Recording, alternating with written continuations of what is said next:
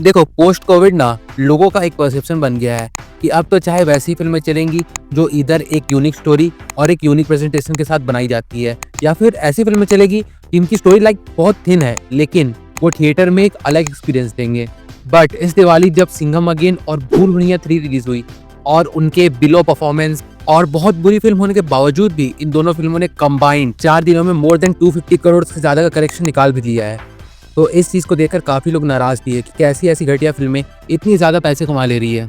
जहाँ कुछ लोग कह रहे हैं कि ये सिर्फ दिवाली के चलते हैं और इसके बाद ये फिल्म्स बहुत बुरी तरीके से पिटने वाली है।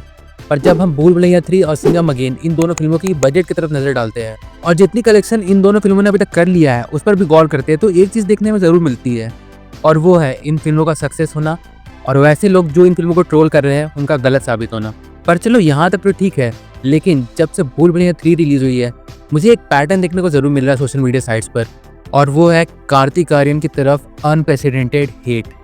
जितने लोग इनकी सत्य प्रेम की कथा, फ्रेडी, चंदू चैंपियन, धमाका जैसी फिल्मों के सपोर्ट में नहीं आए थे ना, उससे कई ज्यादा लोग भूल भुलैया 3 देखने के बाद कार्तिक को टोटली बॉयकॉट करने की बात कर रहे हैं। I mean they are claiming that they are fed up of his repetitive character, जहाँ प्यार का पंचनामा हो, सोनू की टीटू की स्वीटी हो, पति पत्नी वो हो, लुका छुपी हो या फिर भूल भुलैया सीरीज हो, हर जगह हमें एक ही कार्तिक आर्यन देखने को मिलता है। तो देखो लोगों का ऐसा कहना गलत भी नहीं है, क्योंकि मैंने भी इन सब फिल्मों को देखा और ये बात कई हद तक सही भी साबित होती है, और वो इसलिए भी कि ये सारी एक सिंपल सी टिपिकल कॉमेडी फिल्में थी। पर देखो दिक्कत तब आती है ना जब लोग कार्तिक आर्यन की ऐसी फिल्में जैसे आकाशवाणी, फ्रेडी, धमाका, सत्य प्रेम की कथा, चंदू चैंपियन, इन सब फिल्मों को रिकॉग्नाइज ही नहीं करते हैं।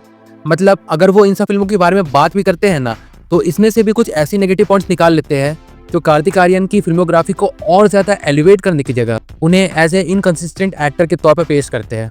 और देखो मैं ये मानता हूँ कि उनके एज के एक्टर्स जैसे राजकुमार राव, आयुष्मान खुराना और इवन विक्रांत मैसी, वो लोग वे मोर वर्सेटाइल रहे हैं अपनी फिल्मों को लेकर, और हमें कार्तिक आर्यन की फिल्मोग्राफी में उस तरीके का रेंज तो सही में देखने को नहीं मिला है।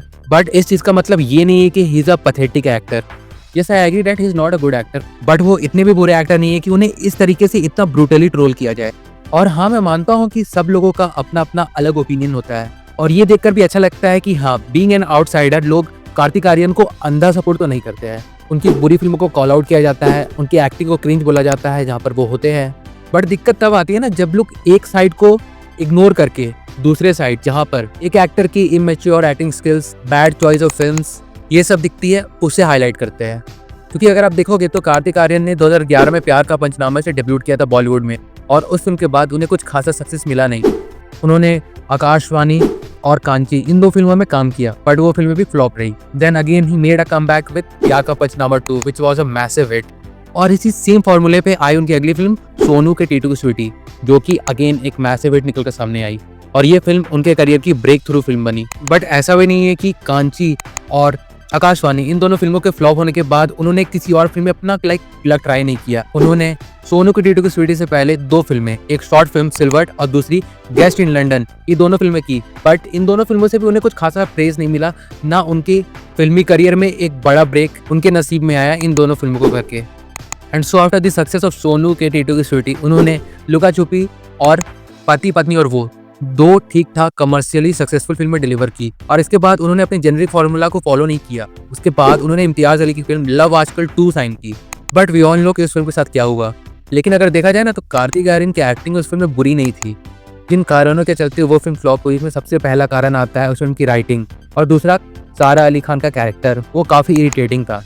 But being a Imtiaz Ali film, इस फिल्म पे काफी ज्यादा प्रेशर था एक अच्छी फिल्म निकल कर सामने आने का, बट वो हुआ नहीं, और ये फिल्म हेवली ट्रोल हुई, और इस लपेटे में कार्तिक आर्यन भी आ गए, और उनका ये लास्ट में पैथेटिक मेकअप भी। और ले देखकर ये फिल्म लोगों के दिमाग से उतर गया, और अगर कुछ बचा रहा तो वो थे इस फिल्म के गाने। एंड देन इसके बाद नेटफ्लिक्स पे आई इनकी अगली film Dhamaka, which was a decent but a engaging thriller film. But यहाँ भी उनकी परफॉर्मेंस को ज्यादातर नेग्लेक्ट किया गया, क्योंकि इसके बाद उनकी आई थी फिल्म भूल भुलैया 2 2022 में, जिसे काफी लोगों ने प्रेज जरूर किया था, क्योंकि स्त्री के रिलीज होने के काफी साल बाद एक ठीक ठाक हॉरर कॉमेडी फिल्म हमें देखने को मिली थी। और हाँ चलो मैं भी मानता हूँ कि इस फिल्म के सक्सेस के पीछे कार्तिक आर्यन का हाथ नहीं था। Still this film opened many doors for him, और इसके बाद उनकी फिल्म आई फ्रेडी, जो अगेन उनके टिपिकल चॉकलेट बॉय वाले रोल से हटकर टोटली अपोजिट था। एंड ये फिल्म लिटरली एक अच्छी फिल्म थी, लेकिन आज शायद ही कोई इस फिल्म के बारे में बात करता हो सोशल मीडिया पे। लेकिन फिर इसके बाद आई शहजादा, और उसे तो इतना ब्रूटली ट्रोल किया गया कि कार्तिक आर्यन की फिल्में जैसे धमाका एंड इवन फ्रेडी उन्हें भुला ही दिया गया कि वैसी फिल्में एग्जिस्ट भी करती है, और उन्हें वापस लोग सोशल मीडिया पे as a cringe actor portray करने लगे। बट इसके बाद आई एक ऐसी फिल्म जिसके बारे में अगेन कोई भी नहीं बात करता है, और वो है सत्य Prem Ki Katha. And believe me, this was one of the best romantic film to come out in 2023 and yes, even better than Rocky Rani Ki Prem कहानी। एंड इवन दो ये फिल्म एक कमर्शियली सक्सेसफुल फिल्म थी, लेकिन उसके बावजूद भी इस फिल्म के बारे में कोई भी नहीं बात करता है। मतलब यहाँ तक आप एक पैटर्न नोटिस कर रहे हो कि सोनू के टीटू की स्वीटी के बाद उन्होंने हर एक दो कमर्शियल फिल्मों के गैप में अपने टिपिकल चॉकलेटी बॉय वाले रोल से हटकर अलग अलग जॉनर्स की अच्छी फिल्में डिलीवर की है। स्टिल उनके बारे में कोई भी बात नहीं करता है। लेकिन जहां उनके शहजादा, भूल भुलैया 2 जैसी फिल्में आती है, सोशल मीडिया में उनके अगेंस्ट एक हैवी कैंपेन देखने को मिलता है। और सत्य प्रेम की कथा के बाद भी सेम वैसा ही हुआ जब चंदू चैंपियन रिलीज हुई, जो कि सच में एक अच्छी फिल्म थी। और यहाँ पर आप नोटिस करो, सत्य प्रेम की कथा और चंदू चैंपियन, ये दोनों उनके टिपिकल रोल वाले फिल्मों से अलग थी, लेकिन जितना प्रेज ये फिल्में डिजर्व करती थी उतना इन्हें मिला नहीं। लेकिन जैसे भूल भुलैया 3 ड्रॉप हुई, सोशल मीडिया पे वही यूजुअल पैटर्न रन होने लगा कि Kartik Aaryan is a cringe, overrated and a very bad actor. अब देखो, ऐसा नहीं है कि मैं उन सारे ओपिनियन से डिसएग्री करता हूँ, बिल्कुल नहीं। मैं एग्री करता हूँ कि ये फिल्म एक बुरी फिल्म है, और मैंने भी इसके रिव्यू में ये बात बोली है। और अगर आगे भी वो शहजादा जैसी फिल्में करते रहेंगे या फिर भूल भुलैया 3 जैसी फिल्में करते रहेंगे, तो उनका कॉल आउट होना जाहिर सी बात है। और यहाँ पर मैं भी इस वीडियो से उनके लिए कोई सिंपैथी पैदा करने की कोशिश नहीं कर रहा हूँ, क्योंकि अगर मुझे ऐसा करना होता तो मैं उनकी जो आउटसाइडर वाली पॉइंट है उसे ज़रूर लाता, वो भी कई बार इस वीडियो में। बट मैंने वैसा नहीं किया, मैंने उनकी फिल्मोग्राफी पर ज़्यादा फोकस किया। और इसलिए अब अगर हम उनकी फिल्मोग्राफी को पूरी तरीके से समराइज करेंगे तो हमें एक और पैटर्न देखने को मिलता है, और वो ये है कि उन्होंने अपने 13 साल के करियर में टोटल 16 फिल्मों में काम किया है एज ए लीड एक्टर, जिसमें से 7 ऐसी फिल्में हैं जो उनकी दूसरी साइड को दिखाती है एज एन एक्टर, और जिस चीज़ को उन्होंने अपने फिल्मी करियर के स्टार्टिंग से ही फॉलो करना शुरू कर दिया था।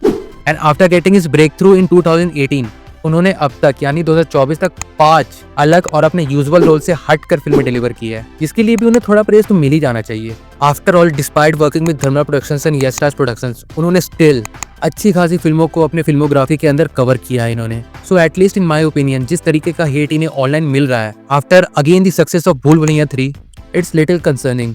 पर खैर छोड़ो, सबका अपना अपना ओपिनियन है। अगर उन्हें फिल्म बहुत ज्यादा बुरी लगी है तो वो अपना हेट निकाल रहे हैं, और उसमें भी कोई गलत बात नहीं है। बस अब वेट करते हैं कि आगे कार्तिक आर्यन किस तरीके की फिल्में करने वाले हैं, जो मे बी लोगों के दिमाग में छप जाए।